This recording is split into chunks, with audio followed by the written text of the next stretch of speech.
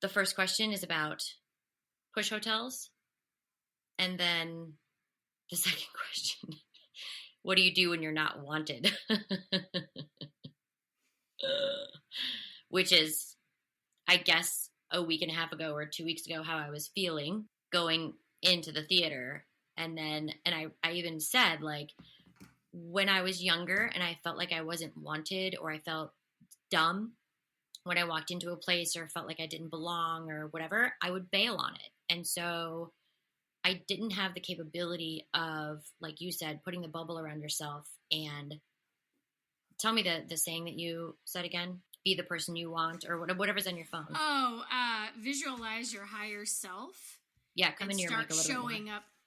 Visualize your higher self and start showing up as her. Yeah, I didn't have that.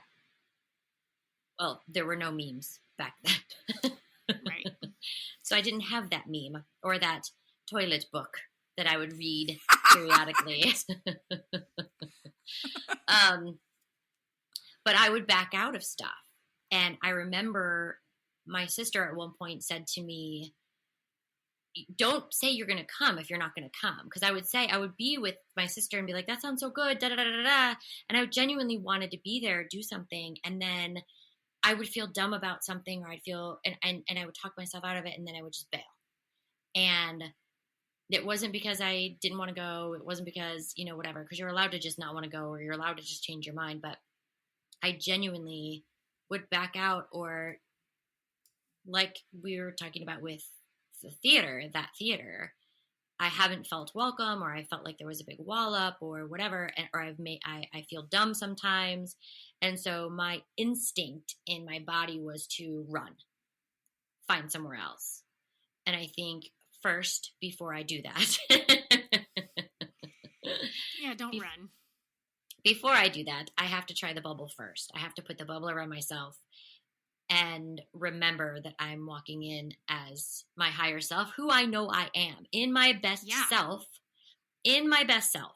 when I'm doing my best, when I'm feeling my best, when I feel like this is who I am in this moment, even if it's walking around Target or with my kids or directing or whatever, I have to remember that essence and put it around me before I go in. We have to be reminded of that a lot, I think, because I have felt like I've been, like, it drags you down, man. When someone isn't nice to you, or when someone makes you feel dumb, or when someone is competing with you in a really weird way that isn't, I'm not provoking it. Mm-hmm. I think that's hard to deal with. I know people in my life that deal with that on a regular, but they go into a 9-to-5 job and have to deal with it. Well, and I think what you always have to remember is that that's their problem. Yeah. That's not your problem. That's things that they have to deal with.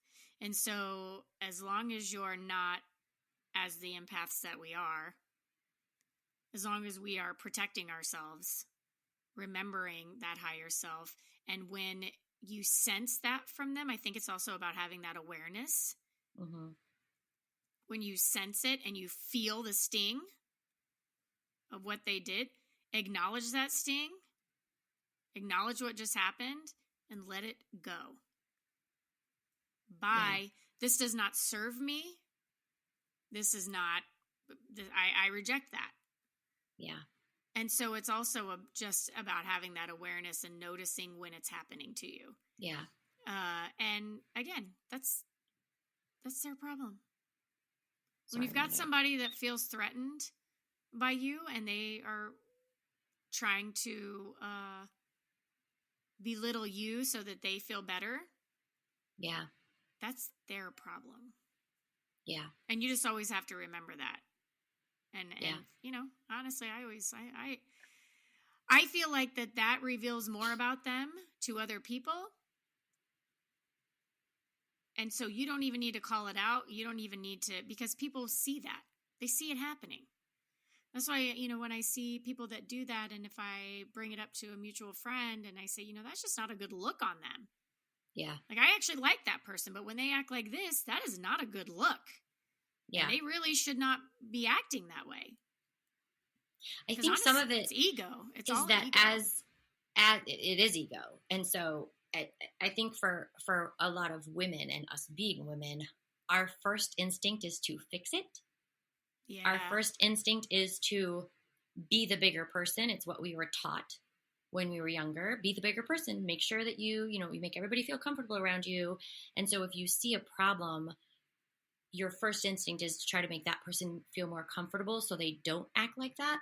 And so when that doesn't work, it feels then you're like you failed. You failed. Instead and of again, realizing it's not your problem, right? But it's not your problem.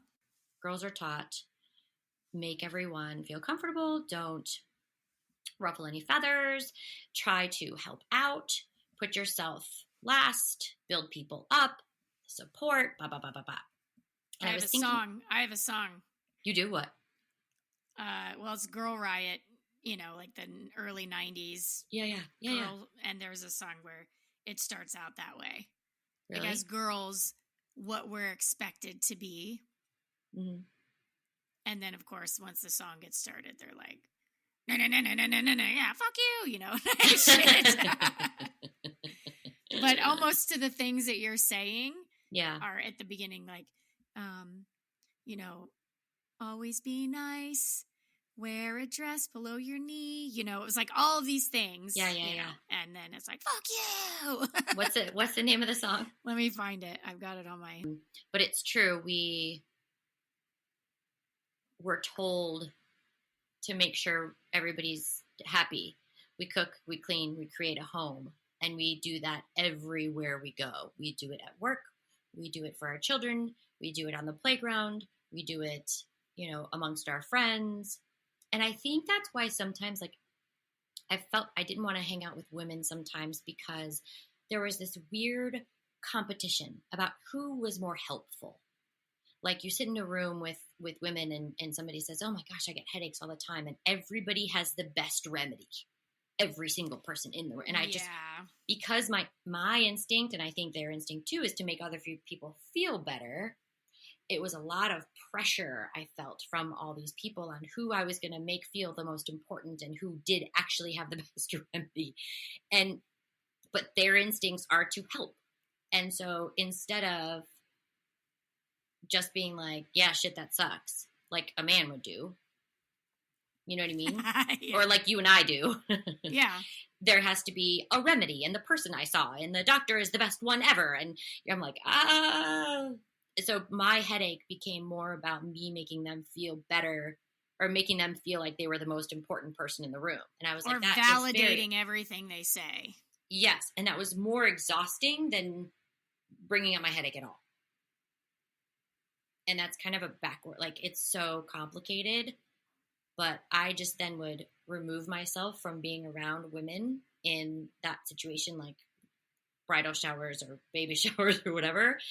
I would like have a panic attack as I was driving there because I felt like, oh God, this whole wave is about to hit me in the face. And I don't know who's going to feel the most important. And I hope everybody feels good. And it was too much. Put up your bubble. But now I think that's it. That isn't their importance on whose remedy is the best is not my problem. I talked about my headache and I appreciate all the advice, but it's not my job to make them feel like the most important person in the room. It's not. It's really not. It's hard. It's hard to Here, learn it's called LadyLike. It's by the Regrets. It's okay. called LadyLike / Whatta Bitch. Hold on. Can we put a link to it on our Spotify? Yeah. Oh, you know what I'll do? At the end, I'll put it. Hold on. Be soft, be shy, read a book and learn to cook. Be nice, be dumb, clean the floors and wash your pores. Be light, be small, wear a dress below your knees, not less. Be insecure, be a wife, cater to one man for the rest of your life.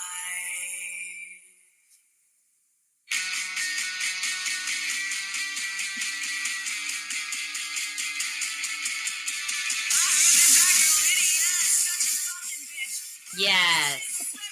I'll add it on the end of our episode. 30 seconds. Just send me what the name of it is. Isn't that great, though? It was exactly what you were saying. Like, all the things you were just saying. It is. And we're going to get into second half of the show. We're going to get into a little bit. It's going to be silly getting into our birth stories. But not my birth. Like, I don't remember my own birth. But the births I've birthed. Oh, I remember coming down that canal. You know what's crazy is when I was a kid, every once in a while this still happens to me. I used to have this nightmare that was everything was really big and swollen around me. Like I remember I would walk down my stairs and turn into my living room in the house I grew up in, and I would look through into the dining room and everything felt like swollen and throbbing and like this. And I always just thought, oh, that's my weird dream. I didn't really talk to anybody about it or share it. And then as I got older and I realized that my children might have the memory of like being inside and like birth canal, I don't know if that's connected at all. But I wonder if like coming out into the world and everything being just so big and bright and oversized and swollen, I don't know. Could mean nothing. It could have been that I just had too much chocolate before bed, but whatever.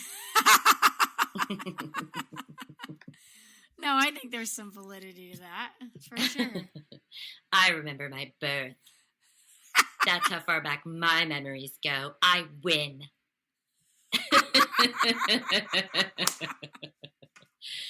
Yeah, but my birth story.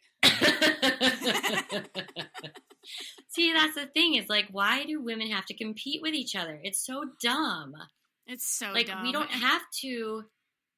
And the fact that the competition turns into how we make each other feel better. That's fucking crazy, Brooke. That's crazy. It is. It's insanity. Because honestly, if we like were a force together, when we start to rally around causes or things that we as a collective female energy say, then we need to be doing that though with everything. Yeah. And work as a wall of equals. What's crazy is that we spend sometimes so much energy trying to make each other feel better or trying to build each other up and making sure that person feels really good or whatever, instead of just knowing we are. That's half of the energy in the room is sucked out by us being selfish enough to think I have the ability to make anybody feel important. That's selfish of me to even feel that way. It's not my job to make other people feel better about themselves, other than the way that I act and respect them and bring them along as equals.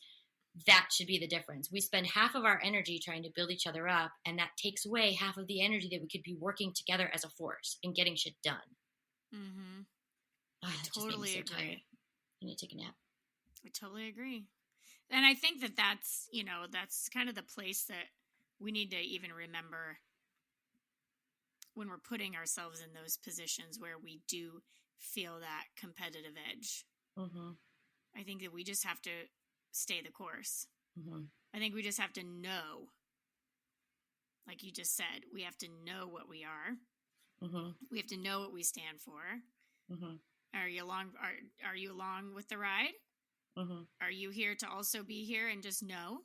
Mm-hmm. I don't need to lift you on my shoulders. I need to hook arms with you. Exactly. Oh, girl. But you know what? I tell my kids that kind of stuff all the time. Like, my kids do not get along very well at all. And they have Do you think that's something you did? Just kidding. I know, right? They're just so different. All of their personalities are so different. Yeah. And then also, I've got teenagers, so they're just going through stuff. Yeah, everything's annoying, right? Yeah. But what I tell the other person, and I do this equally, it's like, I'll even say that about me. That's not your problem. The fact that he is feeling irritated by you right now is his problem, because actually no one else in the house feels that way about you. Mm-hmm. No one. There's 3 other people besides you here that say, you're fine.